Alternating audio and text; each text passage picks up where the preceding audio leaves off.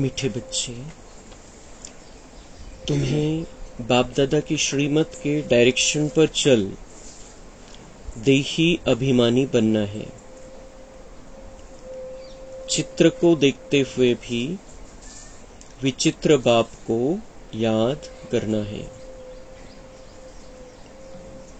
प्रश्न: किस एक बलिहारी के कारण तुम बच्चे लकी स्टार्स गाए हुए हो? उत्तर: पवित्रता की बलिहारी के कारण।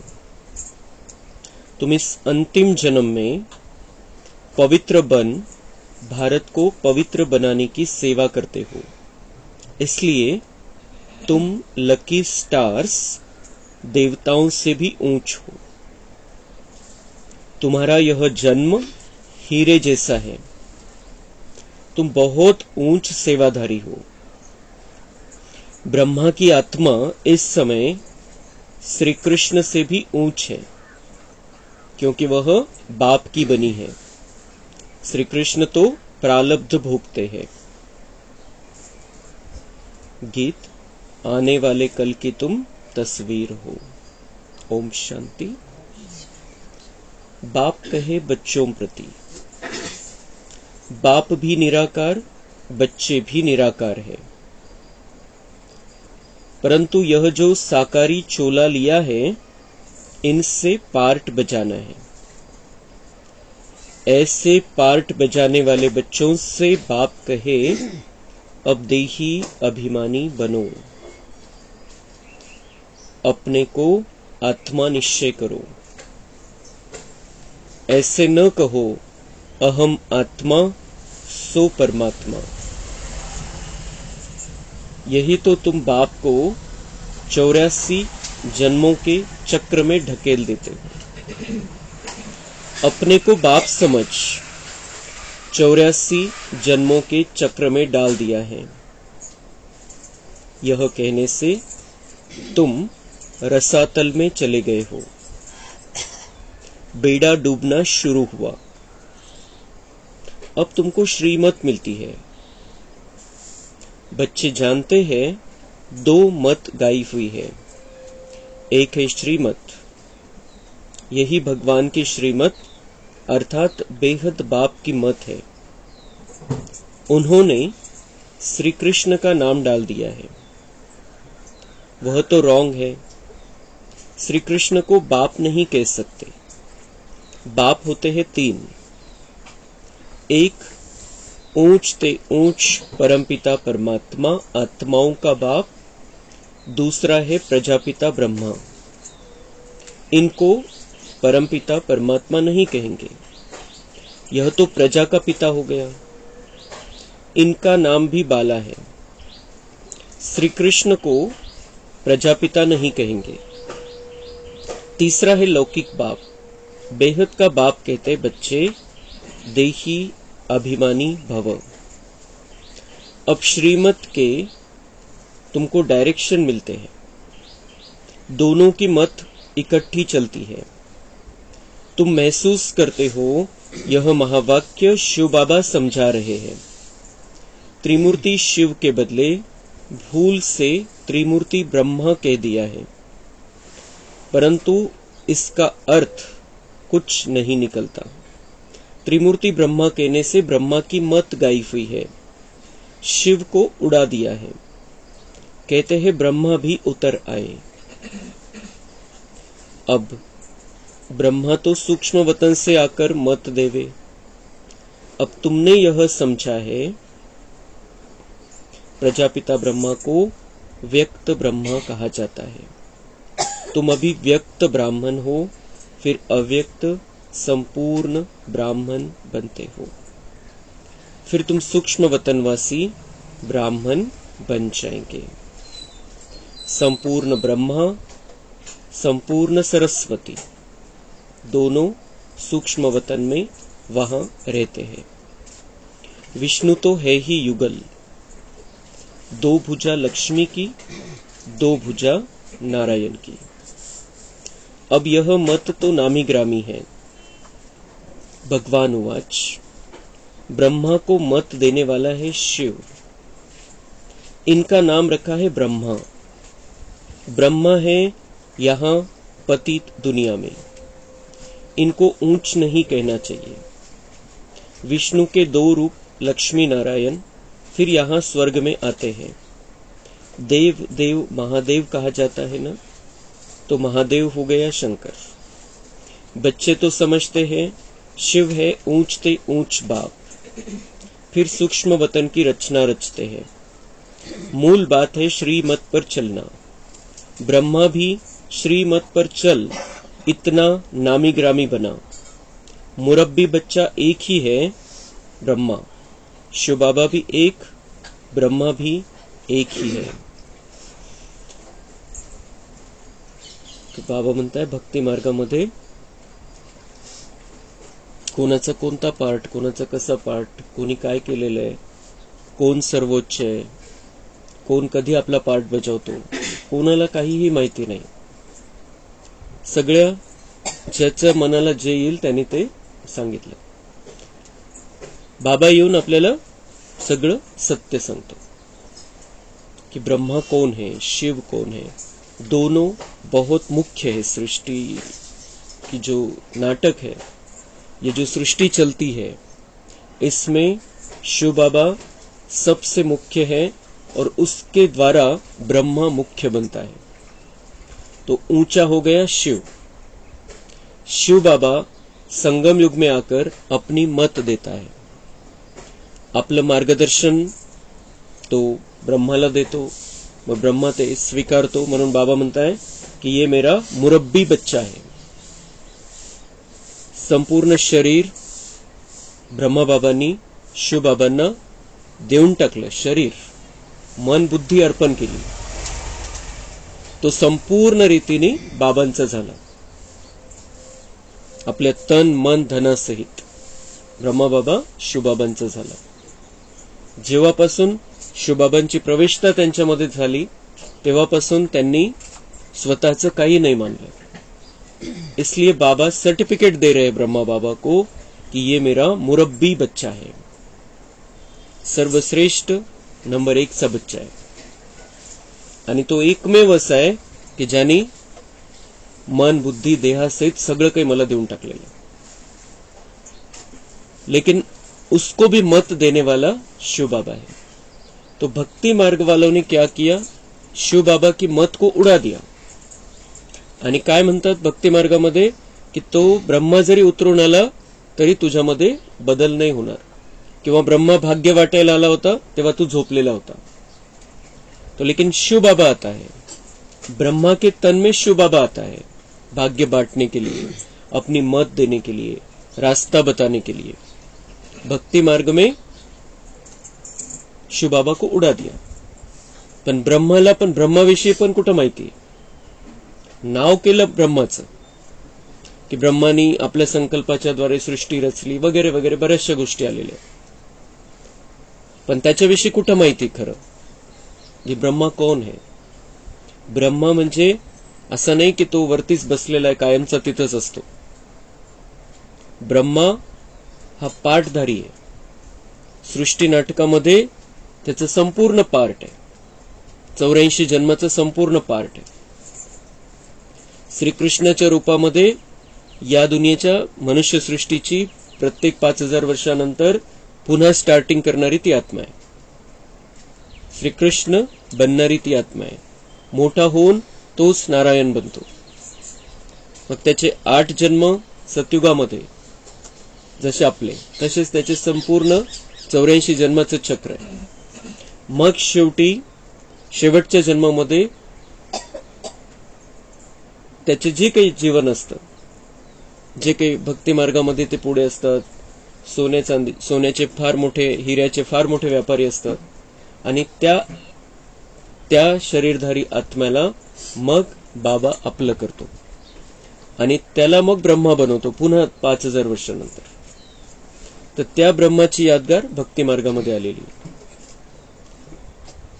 तो ब्रह्मा के द्वारा शिव बाबा कार्य करता है। शिव बाबा की मत भी मशहूर है दुनिया में, श्रीमत कहते हैं, श्रीमत भगवान उवाच। तर त्याच्यामध्ये त्यांनी गडबड करून ठेवलेली की त्याच्यामध्येही श्रीकृष्णाचं नाव टाकलं गेलं। लेकिन वो श्री कृष्ण भी कौन है?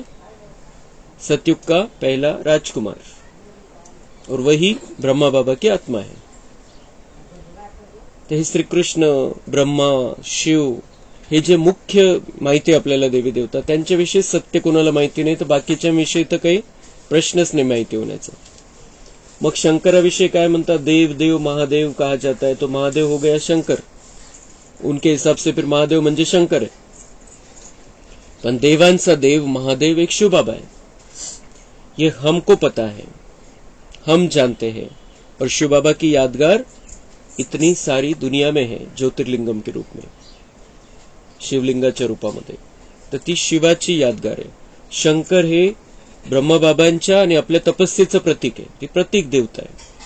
विष्णू युगल रूपामध्ये, लक्ष्मीनारायण दोन्ही मिळून त्यांचं संयुक्त रूप. तर हे सगळे जे काही श्रेष्ठ वरच्या लेवलचे पण देवी देवता आहे त्यांच्याविषयीचं पण सगळं गोंधळ करून ठेवलेलं भक्ती मार्गामध्ये. आणि बाबा येऊन आपल्याला त्यांच्याविषयीचं सत्य सांगतो.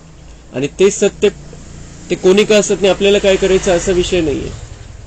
कोण कोणाचं कधी पार्ट आहे, आपल्याला काय फरक पडतो याच्याशी या अशा प्रकारचा विचार करण्याची आवश्यकता नाही. आपल्याला कळायला पाहिजे, कारण आपण या सृष्टी नाटकामध्ये काम करतोय आपण. त्यामुळे या सृष्टी नाटकामध्ये कोणाचा पार्ट कधी आहे, कसा आहे, कोण मुख्य कलाकार आहे, मग त्यांनी काय भूमिका केलेली आहे, हे सगळं आपल्याला कळणं आपला अधिकार आहे. त्यामुळे आपल्याला कळायलाच पाहिजे की कोणाचे पार्ट कधी. आणि मग यांच्या सगळ्याकडून हे सगळं करून घेणारा, सगळ्यांचं भाग्य बनवणारा कोण आहे हे पण कळायला पाहिजे. म्हणजे मग आपण त्याच्याशी जुडू डायरेक्ट. भक्ती मार्गामध्ये वाया तर करत आलो, याच्याद्वारे त्याच्याद्वारे, त्याच्यामार्फत याच्यामार्फत. त्यांनी जे सांगितलं ते केलं, यांनी जे सांगितलं ते केलं, सगळं करत आलो आपण भक्ती मार्गामध्ये. पण शेवटी काय हातात आलं? नशीब फुटलं. और फिर भगवान आकर समझ देता है, हमें समझदार बनाता है, सारा ज्ञान देता है, हमें हमारा ओरिजिनल स्वरूप याद दिलाता है, और फिर हमारा नसीब बनता है. पुन्हा ते भाग्य बनतं. म्हणून हे जाणून घेणं आवश्यक आहे की हे भक्ती मार्गवाल्यांचे ते विचार आहे की आपल्याला काय करायचंय त्याच्याशी. कोणी का असत नाही आणि कोणी का गीता सांगितलेली असत नाही, काय फरक पडतो? शिवानी सांगितले काय, कृष्णाने सांगितले काय? पण हे कळणं आपला अधिकार आहे. आणि ते कळाल्यावर आपलं मग त्याच्याशी कनेक्शन जुळेल, ज्याच्याकडून प्राप्ती करून घ्यायची. म्हणून हे कळायलाच पाहिजे आपल्याला. तर आपल्याला कळालेलं आहे, आपल्याला हे सगळं माहिती झालेलं आहे. मग आता हळूहळू थोडं आपण जशी समोरच्याची स्थिती आहे त्यानुसार आपण दुसऱ्यांना पण या गोष्टी सांगायच्या. शिवबाबा कोण आहे हे तर आपण सगळ्यांना स्पष्टपणे सांगायचंय. आपलं ते कर्तव्य आहे, आता जबाबदारी आहे की शिव हा सर्वोच्च आहे, कल्याणकारी आहे. आणि तो अशी जेव्हा हालत होते या दुनियेची तेव्हा तो येत असतो आणि या सृष्टीचं महापरिवर्तन घडवून आणत असतो. आता ती वेळ आलेली आहे जेव्हा आपण आता न सांगणं दुनियावाल्यानं हे पाप होऊन जाईल. कारण आता महाविनाशाचं अंतिम सीन, अंतिम पार्ट सगळे चालू झालेले आहे. सगळे महाविनाशाचे सगळे दरवाजे उघडले गेलेले आता. ज्याच्याद्वारे महाविनाश व्हायचा आहे ते सगळं चालू आहे.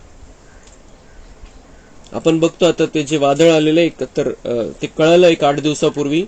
विज्ञानाची प्रगती आहे म्हणून कळालं, म्हणून नाही तर मग लाखो लोक त्या वादळामध्ये गेले असते. पण त्यामुळे मनुष्यांना हलवता आलं की कुठे कुठे वादळ येणार आहे ते पण कळालं, म्हणून तिथल्या मनुष्यांना हलवता आलं. पण बाकीचं जे नुकसान झालेलं आहे सगळं ते खूप मोठं नुकसान आहे. आणि त्याचं रौद्र रूप, भयंकर रूप त्याने दाखवलेलं आहे त्या वादळाने. आता अजून तर आज तर राजस्थानमध्ये असे वादळ यायचे, एका दिवसात संपून जायचे. हे खूप मोठा कार्यक्रम आहे त्याचा. आणि हे सगळे ते प्रॅक्टिस चाललेली आहे. खूप भयानक रूप आहे त्या वादळाचं. जर कळालं नसतं आधी तर खूप मोठी हानी झाली असते. आणि असं पुढे मग काय काय बघणार आहे, काय काय कळणार आहे असं होऊन जाईल. इकडून ते वादळ येईल, तिकडून ते वादळ येईल, तिकडून ते वादळ येईल. तर कोणी काही करू शकणार नाही तयारी. आज तर तयारी करायला वेळ मिळाला, पण त्याने त्याची भयानकता पण दाखवून दिली त्या वादळाने. ते हे निसर्गाचे जे 5 तत्व आहे ते आपलं कार्य करताय. तिकडे ते युद्धाची तयारी चाललेली आहे, इथं गृहयुद्धाची तयारी चाललेली भारतामध्ये. ते सगळं अंतिम टप्प्यामध्ये आलेलं आहे. म्हणून आपलं आता कर्तव्य आहे की आपल्याला कळालेलं आहे या सगळ्या गोष्टी. आपण आता कमीत कमी या दुनियेची अंतिम स्थिती, अंतिम हालत आणि आता कलियुग बदलायचंय, कलियुग संपायचंय, सतयुग यायचंय आणि शिवबाबा कोण आहे या गोष्टी तर आपण कोणालाही स्पष्टपणे सांगू शकतो आता आणि सांगायला पाहिजे आपण. तो बाबा म्हणताय और दुनिया वालों ने क्या किया कि 84 जन्मों के चक्र में मुझे भी ढकेल दिया. काय म्हणून की आत्मा सो परमात्मा आहे. आत्मा सो परमात्मा, आत्म्याचं 84 जन्माचं चक्र आहे आणि आत्मा सो परमात्मा म्हटल्यामुळे काय झालं की बाबा पण 84 जन्माच्या चक्रामध्ये बाबांना पण घेऊन गेले. ते अपने को बाप समझ 84 जन्मों के चक्र में डाल दिया, यह कहने से तुम रसातल में चले गए हो, बेड़ा डूबना शुरू हुआ. कि आत्मा सो परमात्मा, परमात्मा सर्वव्यापी है, परमात्मा कहाँ नहीं है. आणि मग असं झालं की त्याची भीतीच वाटेनाशी झाली किंवा आपण काही करायला पाहिजे परमात्म्याला चांगलं वाटेल म्हणून. हे संपलाच विषय. आणि त्यामुळे बाबा म्हणताय तुम इस कारण से रसातल में चले गए हो, आपलं नशीब तुम्ही आपल्या हाताने खराब करून घेतलेलं आहे. तो अभी हमें सत्य पता चला है, उस हिसाब से हमें चलना है. आणि दुसरी महत्वाची गोष्ट बाबांनी सांगितली की अभी अब तुमने यह समझा है प्रजापिता ब्रह्मा को व्यक्त ब्रह्मा कहा जाता है. प्रजापिता ब्रह्मा को व्यक्त ब्रह्मा कहा जाता है. तुम अभी व्यक्त ब्राह्मण हो, फिर अव्यक्त संपूर्ण ब्राह्मण बनते हो, फिर तुम सूक्ष्म वतनवासी ब्राह्मण बन जाएंगे. तो ब्रह्मा बाबांचा इथला पार्ट 33 वर्ष चालला. तो व्यक्त ब्रह्मा जे समोर साकार शरीरामध्ये तशा प्रकारचा पार्ट चालला. आणि मग त्यांचा सूक्ष्म वतन मध्ये फरिश्ता रूपाचा पार्ट चालू आहे. त्याला बाबा आज म्हणताय संपूर्ण ब्राह्मण. संपूर्ण ब्राह्मण ती स्थिती आपल्याला प्राप्त करायची. आज म्हणायला आपण ब्राह्मण आहे पण संपूर्ण ब्राह्मण तर नाही झालेलं आहे. संपूर्ण ब्राह्मण म्हणजेच फरिश्ता स्वरूप. तो बाबा आज म्हणताय की ये जो ब्रह्मा है ये व्यक्त से अव्यक्त बन जाता है आणि तिथं त्याचा पार्ट आहे. त्या स्थितीमध्ये तो संपूर्ण ब्राह्मण स्थितीमध्ये राहतो. तुम्ही पण आता बाबा म्हणतात तुम अभी व्यक्त ब्राह्मण हो, फिर अव्यक्त संपूर्ण ब्राह्मण बनते हो. तर त्या स्थितीला त्या लेव्हलला आपल्याला प्राप्त करायचं जे 5000 वर्षापूर्वी प्राप्त केली होती आपण. 5000 वर्षापूर्वी आपण संपूर्ण ब्राह्मण बनलो होतो आणि आपलं तिथं ते ओरिजिनल सर्वोच्च स्वरूप विराजमान आहे. ब्रह्मा बाबांना जेव्हा हे कळालं की मी आज असा आहे पण मी याच्यापेक्षा खूप तेजस्वी आहे, खूप वरची लेवल आहे. गुलजार दादींनी ते सगळ्यात पहिले बघितलं. ब्रह्मा बाबा सुद्धा वरती जाऊन बघू शकत नव्हते. प्रत्येकाचा आपला आपला पार्ट आहे या ज्ञान मार्गामध्ये. तर ब्रह्मा बाबांना ती दृष्टी नव्हती की ते तिथं जाऊन वरती जाऊन बघतील सूक्ष्मवतनमध्ये. ते फक्त ज्या काही संदेशी बयाने त्यांनाच ते दृष्टी प्राप्त होती. आणि ते गुलजार दादींनी ब्रह्मा बाबांचं रूप जेव्हा वरती बघितलं तेव्हा त्यांनी ब्रह्मा बाबांना सांगितलं किंवा त्यांनी त्यांच्यापर्यंत पोहोचवली ही गोष्ट की तिथं तर खूप दिव्य असा फरिश्ता आहे, या ब्रह्मापेक्षा तर खूप वेगळा आहे, खूप तेजस्वी आहे. आणि तेव्हा ब्रह्मा बाबांनी पुरुषार्थ आपला असा वाढवला की मला तसं बनायचंय, ते माझं संपूर्ण स्वरूप आहे आणि त्या स्वरूपापर्यंत मला पोहोचायचंय. तर असं आपले पण प्रत्येकाचे संपूर्ण स्वरूप तिथं विराजमान आहे. संपूर्ण फरिश्ता स्वरूप, संपूर्ण ब्राह्मण स्वरूप, खूप तेजस्वी स्वरूप आपलं तिथे विराजमान आहे. आणि ते तेज कसं येईल आपल्यामध्ये? आत्मा जितकी शक्तिशाली होत जाईल, जितके 7 गुण आपल्यामध्ये येतील, विकार जितके आपल्यामधून संपतील, तितकं ते स्वरूप पुन्हा आपल्याला प्राप्त होईल. तो जैसे ब्रह्मा बाबा ने वो समझने के बाद पुरुषार्थ बढ़ाया, ऐसे ही बाबा ने हमको भी बताया है कि तुम्हारा भी संपूर्ण स्वरूप वहां पर विराजमान है. तुम्हें उस लेवल तक पहुंचना है. प्रत्येकाची संपूर्णता आपली वेगवेगळी आहे. असं नाही की आपण बिलकुल ब्रह्मासारखी संपूर्ण 30 लेवल प्राप्त होईल. प्रत्येकाचं संपूर्णता वेगवेगळी आहे. पण ती संपूर्णता जी 5000 वर्षापूर्वी पुरुषार्थ करून आपण प्राप्त केली होती ती पुन्हा आपल्याला करायची. तो हमारा पुरुषार्थ बढ़ जाना चाहिए इस बात से कि हमारा संपूर्ण स्वरूप वहां पर पहले से ही विराजमान है, सिर्फ हमें उस स्वरूप को धारण करने के लायक बनना है. तो आने बनणार आपण, पण तसं संकल्प करावा लागेल. आज संकल्प करावा लागेल की मला तसं बनायचंय, ती संपूर्णता प्राप्त करायची. आता माझ्यामध्ये काहीच दोष नाही राहिला पाहिजे, काही व्यर्थ नाही राहिलं पाहिजे माझ्यामध्ये. आता मला बाबांच्या सोबत खूप चांगल्या प्रकारे कनेक्शन ठेवून, प्रेमाचं नातं निर्माण करून, दुनियावाल्यांसोबत फक्त सेवेचा संबंध ठेवून, निमित्त भाव ठेवून मला माझा पुरुषार्थ आता वाढवायचा आहे. निमित्त मात्र आपला कामधंदा करायचा आहे, पण आपलं मेन फोकस असला पाहिजे की मला तसं बनायचंय, मला त्या लेवलला पोहोचायचंय. प्रजापिता ब्रह्मा कहा जाता है ना, प्रजापिता विष्णु व प्रजापिता शंकर नहीं कहेंगे. अभी तुम प्रजापिता ब्रह्मा के सामने बैठे हो. बाप कहते हैं गृहस्थ व्यवहार में रहते अपने को आत्मा निश्चय करो, निरंतर मुझे याद करने का पुरुषार्थ करो. फिर है त्याग की बात. ज्ञान, भक्ति, वैराग्य कहते हैं ना, वैराग्य से त्याग होता है. सन्यासी पहले वैराग्य दिलाते हैं कि यह कागविष्टा समान सुख है, इसलिए हम घर बार छोड़ते हैं. कहते भी है कि भारत सतयुग में स्वर्ग था, नरक में रहने वाले कहते हैं कि हम स्वर्गवासी थे. अभी तुम बच्चों की बुद्धि में है कि स्वर्ग में देवी देवता ही रहते थे. प्राचीन भारत में प्यूरिटी, पीस, प्रॉस्पेरिटी सब थी. नरकवासी मनुष्य स्वर्ग स्थापन करने वाले बाप की महिमा गाते हैं. आप सुख के सागर हो, शांति के सागर हो. इस बाप से ही सेकंड में जीवन मुक्ति का वर्षा मिलता है. बाबा घड़ी घड़ी कहते हैं किसके साथ चल रहे हो. शिव बाबा से ही वर्षा मिलना है. बुद्धि में शिव बाबा ही याद रहे, उनसे स्वर्ग में अथाह सुख मिलेंगे. तुम कहेंगे हम शिव बाबा के साथ चल रहे हैं. कोई नया होगा तो वह कहेगा कि शिव बाबा तो निराकार है, यह ब्रह्मा है, तुम शिव बाबा के साथ कैसे चल रहे हो. विचित्र है ना. तुम बच्चे जानते हो हम शिव बाबा के सम्मुख बैठे हैं. शिव बाबा का कोई आकार साकार रूप है नहीं, वह निराकार इनके ही शरीर में आते हैं, इनमें आकर बतलाते हैं. यह अपने जन्मों को नहीं जानते हैं. अभी तुम जानते हो बरोबर हमने 84 जन्म पूरे किए हैं. 84 जन्म ही गाए जाते हैं. सतयुग में लक्ष्मी नारायण थे तो जरूर यही 84 का चक्र लगाते हैं. और धर्म वाले तो बाद में आते हैं, वह इतने जन्म नहीं लेते. पहले आत्मा सतोप्रधान होती है, फिर पिछाड़ी में तमोप्रधान बनती है. तो यह है श्रीमत भगवान की. ब्रह्मा को भी वह मत देते हैं, परंतु मुरब्बी बच्चा होने के कारण अच्छी रीति धारण कर समझाते हैं. कभी वह भी आकर समझाते हैं, कहते हैं बच्चे देही अभिमानी भव. शिव बाबा भी कहते हैं, ब्रह्मा भी कहते हैं देही अभिमानी भव. अब तुम प्रैक्टिकल में सम्मुख बैठे हो. वह है विचित्र, तुम हो चित्र वाले. सबको कहते हो हे भाई, हे आत्माएं, बाप को याद करो. आत्माओं से बात करते हैं, एक दो को सावधान कर उन्नति को पाओ. यह ब्रह्मा के तन द्वारा बाप कहते, मुझ बाप को याद करने से स्वर्ग का वर्षा मिलेगा. इन भूतों के वश नहीं होना. पहला नंबर है अशुद्ध अहंकार. बॉडी कॉन्शियस छोड़ दो, सोल कॉन्शियस बनो. भाई भाई हो तो जरूर बाप भी होगा. ब्रदर्स सिस्टर का बाप हो गया ब्रह्मा. ब्रदर्स का बाप है निराकार, यह है साकार. हम सब असुल है निराकारी. फिर पार्ट बजाने आते हैं. यह श्री श्री शिव भगवान वाच. श्री कृष्ण की आत्मा तो सतयुग में थी, वह इस 84वें जन्म में बाप की आकर बनी है.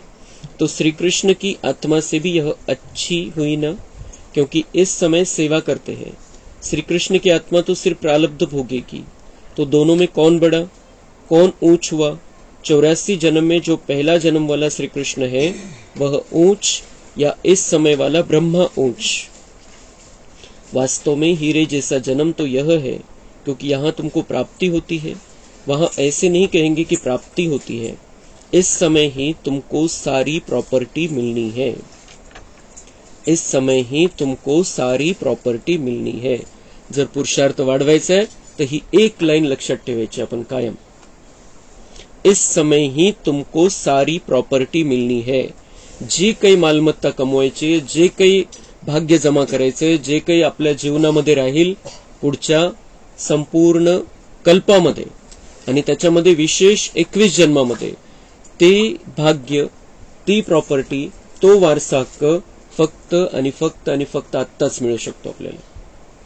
नंतर पुढे चान्स नाही. आणि तो पण आत्ता पण केव्हा, महाविनाशाचा महाभयानक काळ सुरू, तो एक्झॅक्ट टाइम असेल नेमका. आता सध्या रिहर्सल चाललेली आहे.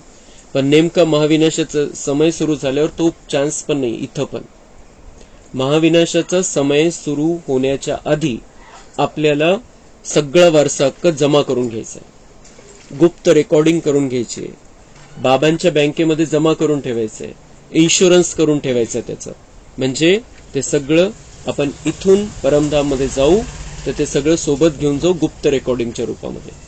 आणि ते ज्या ज्या जन्मामध्ये जे जे आहे त्यानुसार आपल्याला ते रेकॉर्डिंग ओपन होत राहील. प्रत्येक जन्माचं नशीब आपल्याला इथंच बनवायचंय. तर ही लाईन कायम लक्षात ठेवायची. इस समय ही तुमको सारी प्रॉपर्टी मिलनी है, इस समय ही तुमको सारी प्रॉपर्टी मिलनी है. जब बाबा प्यार का सागर है, शांति का सागर है, जब तक बाबा धर्मराज रूप में नहीं है, धर्मराज पूरी अभी यहाँ स्टार्ट नहीं हुई है, तब तक ही समय है हमें संपूर्ण कल्प का भाग्य बनाने का. जो अविनाशी धन है उसको जमा करने का यही समय है. आणि त्यामुळे आपण वेळ वाया घालवू शकत नाही. आता प्रत्येक सेकंदामध्ये काही ना काही कमाई झाली पाहिजे. प्रत्येक सेकंदामध्ये काही ना काही जमा करायचं आपल्याला, चांगल्या भावनेद्वारे, चांगल्या विचाराद्वारे, चांगल्या कर्माद्वारे. आणि व्यर्थमध्ये जायचं नाही, व्यर्थ गोष्टीमध्ये पडायचं नाही. वेगवेगळ्या प्रकारचे हिशोबे आपले एकमेकांसोबत, वेगवेगळ्या प्रकारची परिस्थिती येईल, वेगवेगळ्या प्रकारचे प्रसंग येतील, त्याच्यामध्ये आपल्याला आता जास्त जायचं नाहीये, जास्त विस्तार करायचा नाहीये कामधंद्याचा. जे काही चाललेलं आहे ते बस ठीक आहे तेवढंच. जास्त पसाऱ्यामध्ये पडायचं नाहीये, कारण आता पसारा आवरायची वेळ झालेली आहे. पसारा वाढवायची वेळ नाहीये आता आपल्याकडे. आणि नंतर कोणाकडून काहीच होणार नाहीये. 2-5 वर्षानंतर काही करू शकणार. किती विस्तार करून ठेवला ते सांभाळता मुश्किल होऊन जाईल. खूप खूप पैसा कमवणारे लोक दुनियेमध्ये आहेत, खूप पद प्रतिष्ठेवाले लोक आहेत, पण त्यांना टेन्शन पण तेवढे प्रॉब्लेम पण आहे. आणि त्यामुळे ते बाबांचे बच्चे बनू शकत नाही. आपल्याला बाबांनी मध्यम स्थितीमध्ये ठेवलेलं आहे. ही फार चांगली गोष्ट आहे, आपल्या भाग्याची गोष्ट आहे. आणि या भाग्याचा आपल्याला उपयोग करून घ्यायचा. जेवढा वेळ आपल्याकडे, त्या वेळेमध्ये आपल्याला आपलं नशीब बनवायचंय 5000 वर्षाचं. तर बाबा म्हणताय अभी तुम्हें क्या है, तुम्हें अभी देही अभिमानी बनना है, पहिले जैसा बनना है, ओरिजिनल स्वरूपामध्ये यायचंय.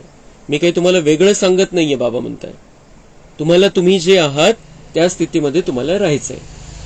जैसे मैं व्यक्त में आकर पार्ट बजाता हूं, दूसरे शरीर में आकर पार्ट बजाता हूं परमधाम से आकर, वैसे तुम्हें भी ये शरीर यहां पर मिला है. इस शरीर को तुम मालिक नहीं हो, साथ में लेकर नहीं आए हो परमधाम से. यहां तुमने लिया है, यहां ही इसको छोड़ना है. तुम्ही तात्पुरते राहता इथं, मालक नाहीये तुम्ही या शरीराचे. सोडायचंय तुम्हाला, हे सोबत नाही घेऊन जाऊ शकणार. तुम्ही अवतरित झालेले या शरीरामध्ये. आणि विशेष आपण तर, आपल्याला तर सवय आहे. प्रत्येक जन्मामध्ये आपण शरीर सोडलेलं आहे. प्रत्येक जन्म त्याचा तो काळ पूर्ण झाल्यानंतर शरीर सोडलेलं आहे. सगळे मित्र संबंधी नातेवाईक सगळे सोडून आलेलो आहे आपण. त्यांना पुन्हा जाऊन बघितलं नाही आपण की पहिल्या जन्मामध्ये कोण होते, मागच्या जन्मामध्ये कोण होते, सगळं विसरून गेलो आपण. तर आपल्याला ती प्रॅक्टिस आहे. तर आता पण आपला हा नवा जन्म झालेला आहे. आता हा जन्म आपला डबल जन्म आहे. डबल जन्म, द्विज म्हणतात त्याला, द्विज जन्म आहे आपला. तर आपला कधी 83व्या जन्माची स्मृती पण राहते, कधी 84व्या जन्माच्या स्मृतीमध्ये पण राहतो आपण. 83वा जन्म म्हणजे शरीराद्वारे आपला जन्म झाला तो. आणि आता बाबांच्या मुखाच्या द्वारे, ज्ञानाच्या द्वारे आपला जन्म झाला तो. तर आपल्याला या जन्माच्या स्मृतीमध्ये राहायचं. त्या जन्माच्या स्मृतीला आता विसरत चालायचंय. हम यहाँ पर अवतरित हुए, इस शरीर में भी अवतरित हुए, फिर बाद में जब हम इस शरीर में थे 83वें जन्म में, बाबा ने हमको चुना और फिर से नया जन्म दिया. तो मैं अलग हूं, ये शरीर अलग है, और शरीर के हिसाब से जो भी ये दुनिया है वो अलग है मुझसे. हे शरीरच वेगळं आहे माझ्यापासून. तर दुनियेचा काय विषय. तर या दुनियेमध्ये, दुनियावाल्यामध्ये आपल्याला अटकायचं नाहीये. और मन बुद्धि में हमें ये क्लियर करना है कि मैं किसका हूं, मैं कौन हूं. मेरे अब 84 जन्म खत्म हो गए हैं. मैं पहले देवी देवता बनकर इस धरती पर आया था, फिर से मुझे देवी देवता बनना है. तेच लक्ष आता बुद्धीमध्ये असलं पाहिजे. आणि त्यासाठी आता विचित्र जो बाप आहे त्याची आठवण करायची, जिसका चित्र नाही है, ज्याचं हाडामासाचं शरीर नाहीये, ज्याचं लाईटचं शरीर नाहीये, अशा त्या शिवबाबाची आठवण आपल्या बुद्धीमध्ये आपल्याला स्पष्टपणे ठेवायची.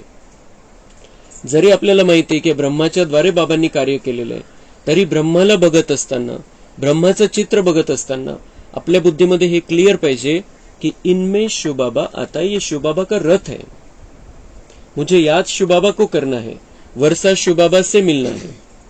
ब्रह्मा के मुख से बाबा ने ज्ञान दिया, ब्रह्मा ने ये ज्ञान सुना भी, समझा भी, धारण भी किया, और मुरली में ब्रह्मा बाबा भी समझाते हैं कभी कभी, कारण तो मुरब्बी बच्चा आहे. चांगल्या प्रकारे धारणा केली ज्ञानाची, ते जीवनामध्ये आणलं, संपूर्ण समर्पण होतं, आणि त्यामुळे बाबा म्हणताय मुरली में वो भी समझाता है कभी कभी, क्योंकि मेरा मुरब्बी बच्चा है और सारी धारणा की है उसने.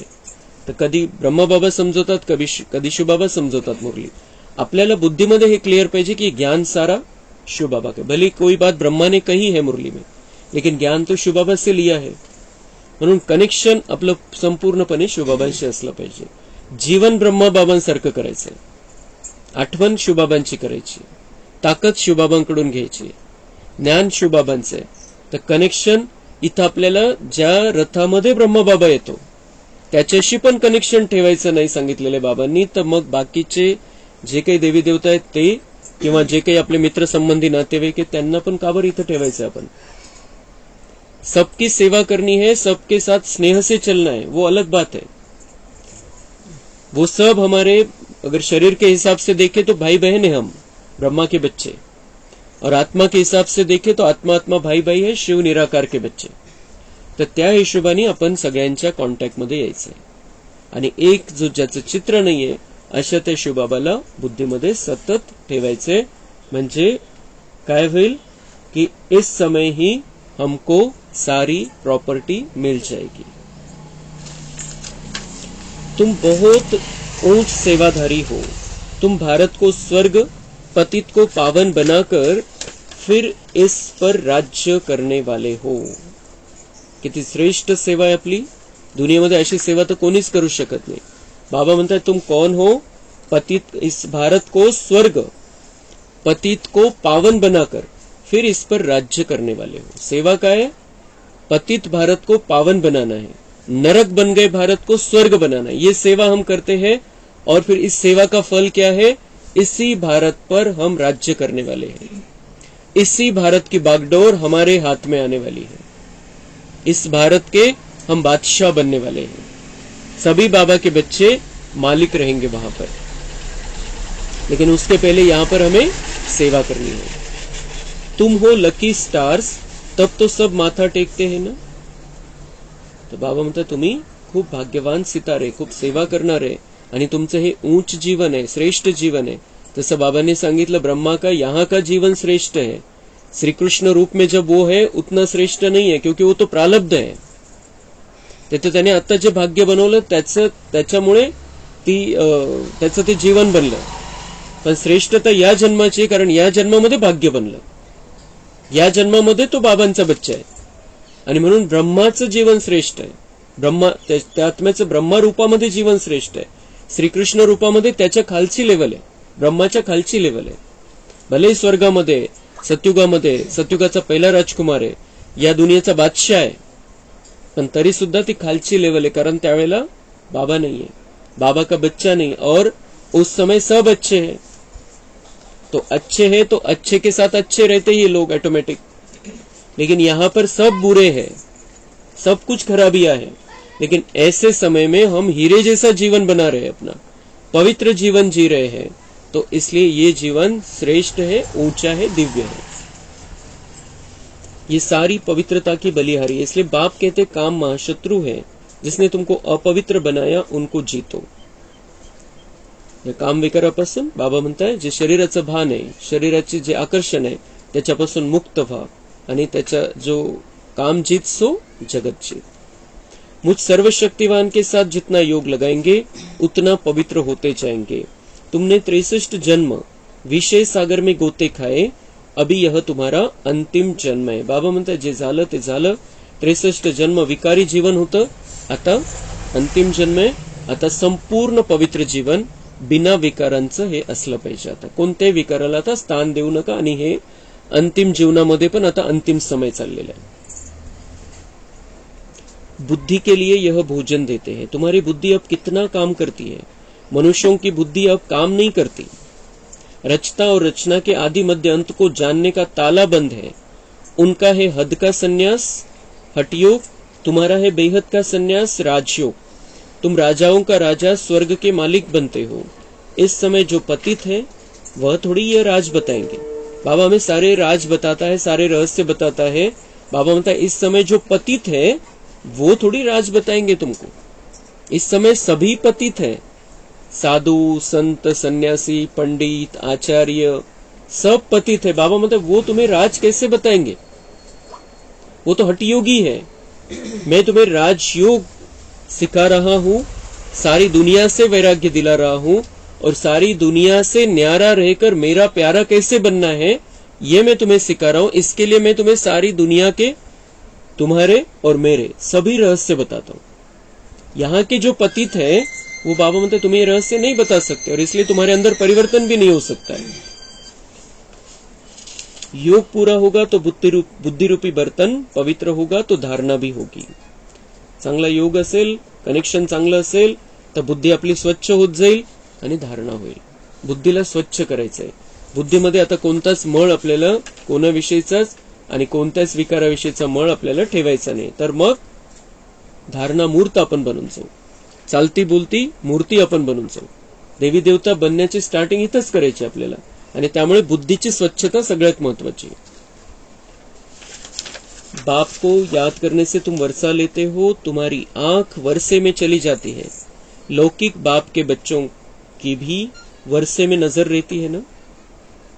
बाबा म्हणता है अभी तुम वर्षा ले रहे हो, तुम्हारी आंख वर्षे में चली जाती है. आता नजर कुठे आहे. आता ते वर्षा हक्कावरती आहे. प्रॉपर्टी मुझे यहाँ पर ही लेनी है. जसं लौकिक मध्ये पण नजर असते बापाकडे एवढे, आता मला एवढं येऊन जाईल, एवढी प्रॉपर्टी माझी आहे, इतकी जमीन माझ्या वाट्याला येईल, इतका बँक बैलेंस है, इतके प्लॉट है, हे माझे होतील. हमारी नजर किस पर है. हमारी नजर है सतयुगी वर्षे पर. अब मुझे कितनी प्रॉपर्टी जमा करनी है मेरे हाथ में. और बाप के पास अनलिमिटेड है. शिव बाबा जो है उसके पास अनलिमिटेड है. बाबा म्हणतात तुम्हाला जितकं घेता येईल तितकं घ्या. तो मी द्यायला कमी नाही पडणार, तुम्ही घ्यायला कमी नका पडू. जेवढं जमा करायचं तेवढं जमा करा. आणि त्यासाठी व्यर्थचं लिकेज आपल्याला बंद करावं लागेल. आपली झोळी जी फाटकी घेण्याची विकारांमुळे, व्यर्थमुळे, ती झोळी शिवून घ्यायची, पॅक करायचं त्याला आणि जेवढं घेता येईल तेवढं घ्यायचं. लीक नाही झालं पाहिजे त्याच्यातून. आता तो वर्षे में नजर. कितना सुंदर वर्षा, कितनी सुंदर दुनिया में बाबा हमें लेकर जा रहा है. कितने सुंदर महल होंगे हमारे वहां पर, कितने सुंदर बगीचे होंगे, कितने सुंदर पशु पंछी होंगे वहां पर, कितने सुंदर निसर्ग होगा, वातावरण होगा, कितना सुंदर श्रेष्ठ मनुष्य जीवन होगा वहां का. वो सारी दुनिया हमारे बुद्धि में सदा दिखती रहनी चाहिए. तर मग पुरुषार्थ वाढेल की मैं आ रहा हूं वहां पर, मुझे वहां पर रहना है. तो आपला पुरुषार्थ वाढेल, आपल्यामध्ये दिव्यता येत जाईल, तसे लक्षण आपल्यामध्ये येत जातील. तो बाबा म्हणतात तुम्हारी नजर वर्षे में जानी चाहिए. इथं बाबा म्हणताय कोई कोई बच्चे कहते यह बूढ़ा कब मरेगा तो हमको मिल्कियत मिलेगी. अशी स्थिती झालेली आहे दुनियेमध्ये की मी मालक होऊन जाईल मग. आणि मग काय काय करतं आपण, घटना ऐकतो त्या खून करून टाकतात, काय काय करतात. लेकिन हमारी नजर किस पर है. सतयुगी वर्षे पर है. हमें वो लेना है. यहाँ का तो मिनट में खत्म हो जाएगा. करोडों ले लो.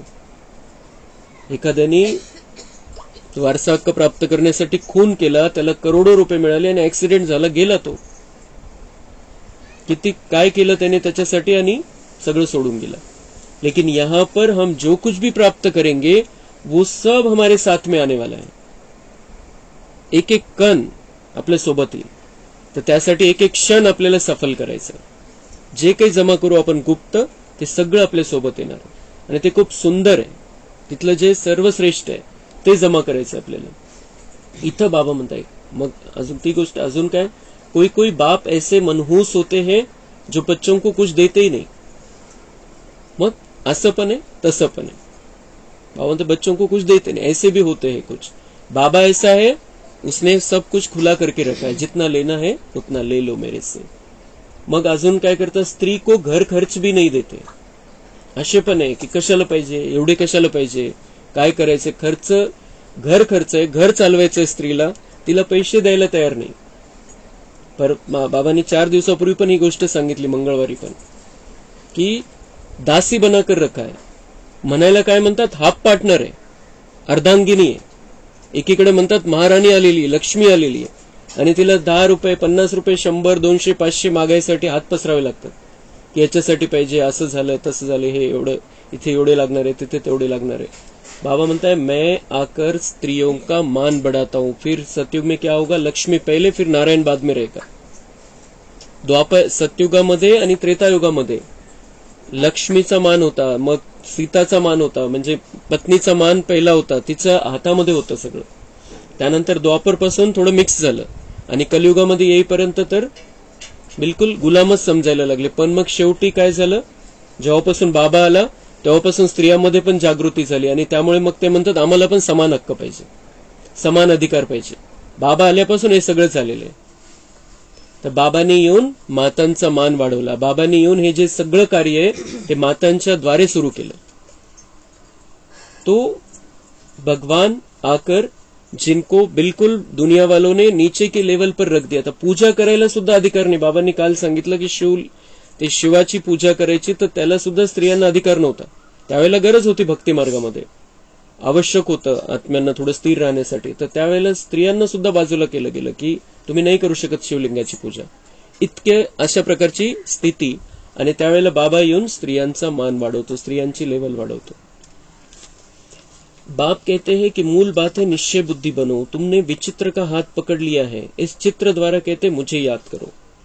विचित्र का हाथ पकड़ लिया, जिसको कोई चित्र नहीं है, जिसको कोई अपना शरीर नहीं है, उसका हाथ हमने पकड़ लिया है. श्रीमत रूपी हाथ को हमने पकड़ लिया है. अब हमें इस चित्र के द्वारा वो समझा रहा है कि मुझे याद करो. ब्रह्मा के द्वारा समझाता है कि मुझ निराकार परमात्मा को ज्योति बिंदु स्वरूप में हूं, मुझे उस रूप से याद करो. कदम कदम श्रीमत पर चलना है. सेंटर्स सब शिव बाबा के हैं, किसी मनुष्य के नहीं. शिव बाबा ही इन द्वारा स्थापना कर रहे हैं. बाबा म्हणते जहां जहां सेंटर्स है, जहां जहां पाठशाला है, ये किसी मनुष्य की नहीं, ये बाबा का कार्य है. बाबा का कार्य है. जिथं जिथं क्लास चालतो, जिथं जिथं सेंटर्स बनलेले, ते बाबांचं कार्य. कोणी मनुष्याच्या हातामध्ये नाही, कोणी नाही करू शकत है, ताकतच नाहीये. तो ये जहां भी ये चल रहा है कार्य, शिव बाबा का है.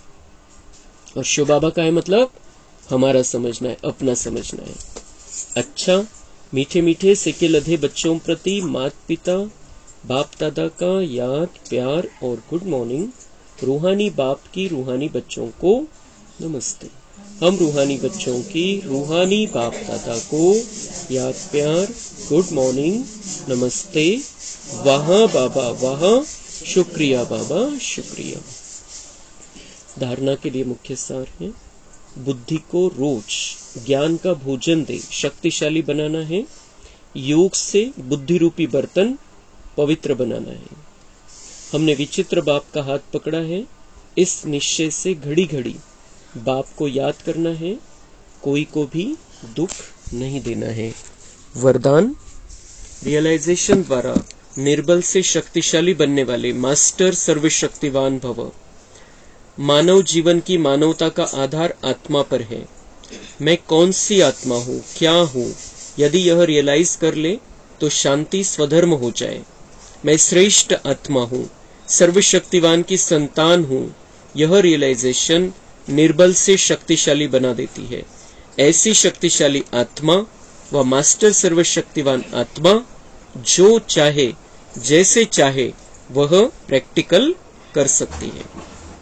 स्लोगन है, जो मनसा महादानी है वह कभी भी संकल्पों के वश नहीं हो सकते. अच्छा, ओम शांति. कम बोलो, धीरे बोलो, मीठा बोलो.